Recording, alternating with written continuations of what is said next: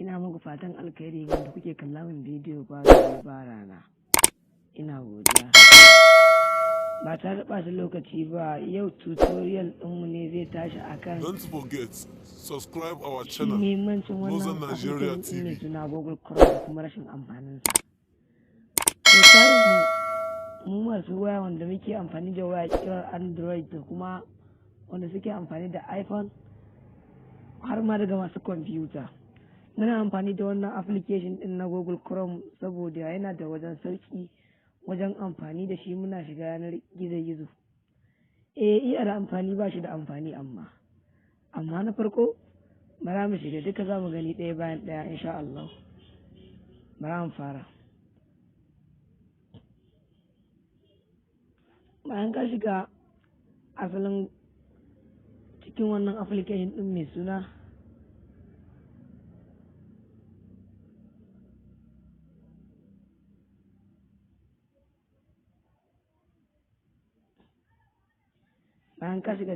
application ɗin mai suna Google Chrome, za a gan shi kamar haka. Za ka shiga inda ya ga dama ka yi sacin, kawai yanzu ka yi sacin google.com.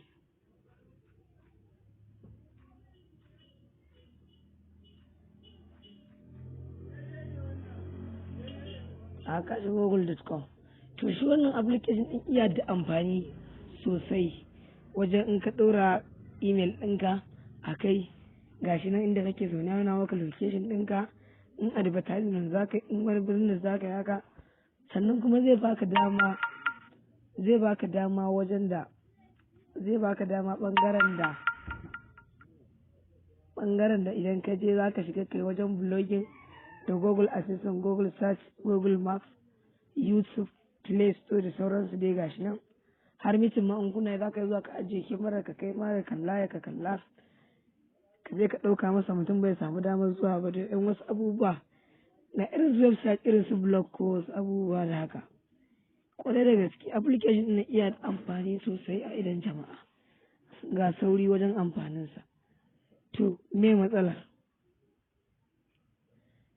Shi na farko iya da amfaninsa ya da cewa kawai yanzu idan da ka yi sacin, idan kana so ka yi sacin privately ko wanda yake amfani da wayar kare gani, za ka yi danna nan wurin new in recognize tab.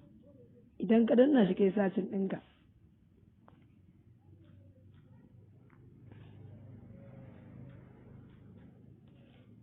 misali in saka sunan channel ina in yi sacin ɗinta a Google.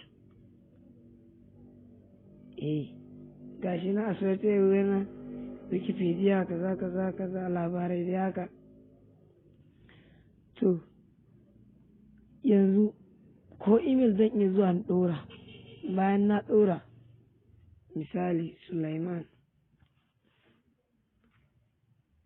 in ɗora email ɗina,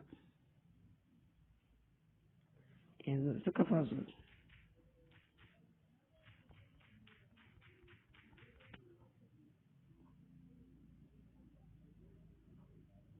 Bayan na shiga na ce yes.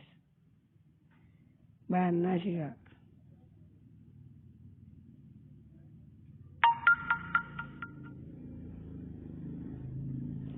haka, saboda tsaron samarin ka ɗora email ɗinka ma zai tabbatar, saboda ana so a tabbatar kai ɗin ne da gaske. Gashi nan sun turo min lamba irin wannan ta email ɗina, in da gaske ne ta asalin email ɗin da yake akan waya, to sai in shiga in danne 83. kuma expire shi ba wuce minti 30. Yes, 83 ce ko A83 sai su ne. Haka na shiga, kaga da kansa ya wuce da ni. Yawwa nan gashi na email ina ya fito ya shiga. To amfanin wannan yanzu shi, bayan na ɗora email ɗina, idan na zo na goge baki ɗaya, na goge shi daga minimizing na koma cikin application ɗin nan, email ɗina mai suna Suleiman ɗin nan bai fito ba, ya riga ya fita. Kaga ba wanda zai zo a tarihi inda na shiga ɗazu, ba wanda isa ya gani, saboda ni abu na asiri ba wanda ya sani. Yawwa kuma amfaninsa iya da yawa. Na biyu amfaninsa akwai website ɗin da suke amfani da shi wajen za ka cike abu kawa Opera Hub wanda suke ba da labarai ake biyan su. To shi Opera Hub ɗin nan za ka je ka cike shi, alal misali kai ma ka zama mai ba da labarai, amma kuma in ka cike ba zai bai sai ka mai da ya ka cike a kwamfuta ka tura musu. To amfaninsa kawai yanzu ka shiga website ɗin kamar haka, za ka danna wannan menu bar ɗin guda biyu, sannan za ka zo nan ka danna desktop version. A nan wurin desktop version ɗin kana dannawa zai koma da yake wurin kwamfuta. To in ka zo ka cike yanda za ka shiga a cikin kwamfuta wannan website ɗin, haka za ka shiga a cikin wayarka ta Google Chrome. Amfaninsa na biyu kenan, na ɗaya na biyu kenan. Na uku kuma kawa shi ma kansa shi YouTube. Idan ka shiga YouTube yanda za ka shiga a kwamfuta shi ma ka za ka shiga ta wayarka ta desktop version in ka maida. To sai kuma babban amfanin wajen setting. To setting kala-kala ne. Yanzu za ka yi zuwa wajen seta password ɗinka, ka seta zai na saving ɗin password ɗina gashi nan password ɗin da na amfani da su.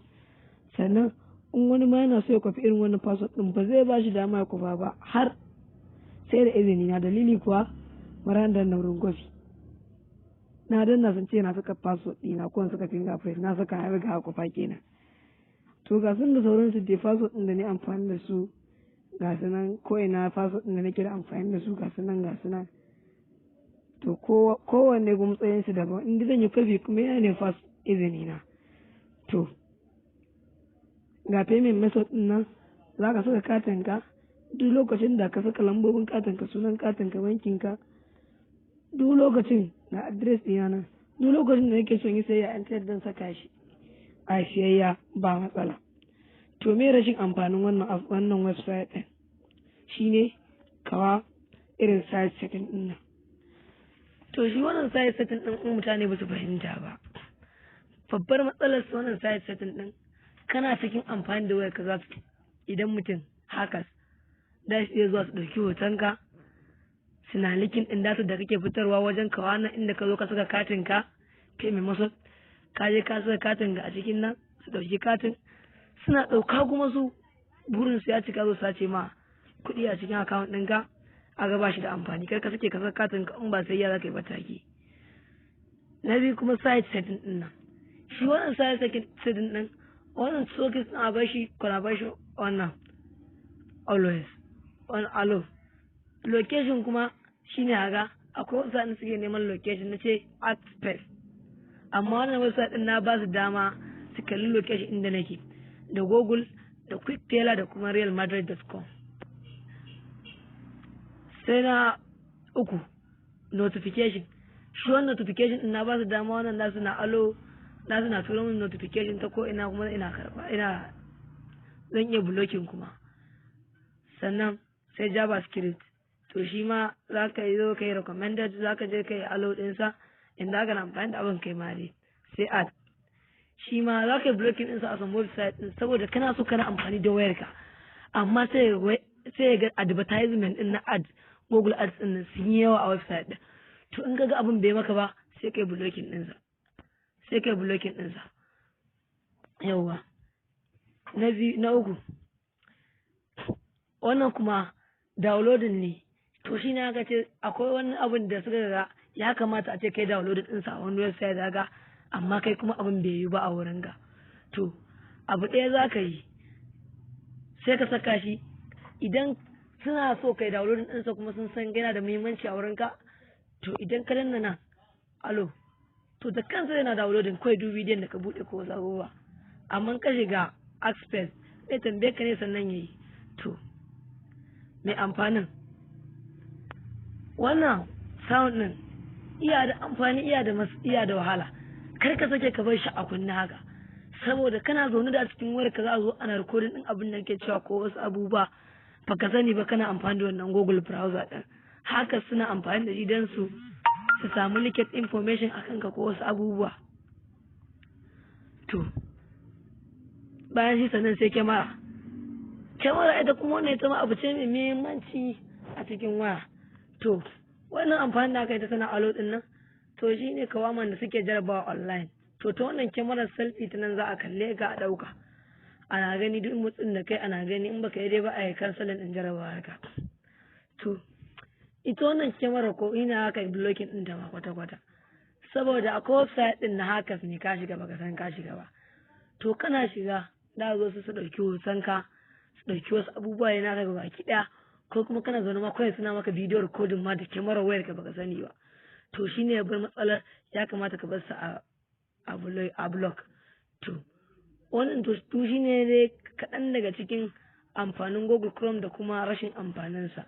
Amma amfaninsa ya fi yawa, amma ka taimaka ka danna mana alamar subscribe, sannan ka danna ƙararrawa da mun saki bidiyoyi za ku kalla cikin daɗi. Ni ne naku Suleiman Lurwan Yusuf, mai tashar Northern Nigeria TV. Na gode da bani lokacin ku da kuka yi, sai an jima.